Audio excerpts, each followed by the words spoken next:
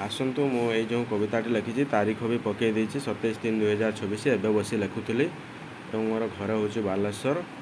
मु आपणकर प्रिय सत्यव्रत जेना सत्य सार बोली कहीपर। तेणु मु आसतु ए कविताटी पढ़ी शुणाऊँगी। मु जो कविताटी लिखी सेटा हूँ कौन ना उत्कल भूमि।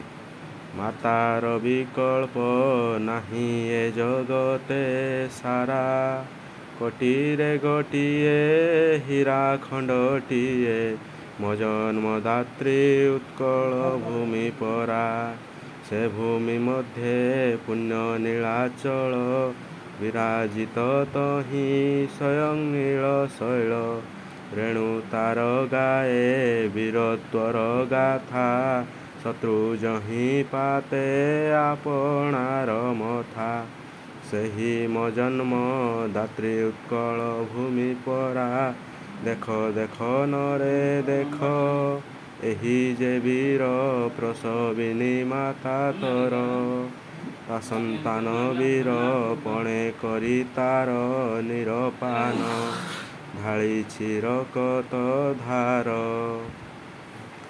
तार पाणी पवन गछलता करती ता स्तुति गान।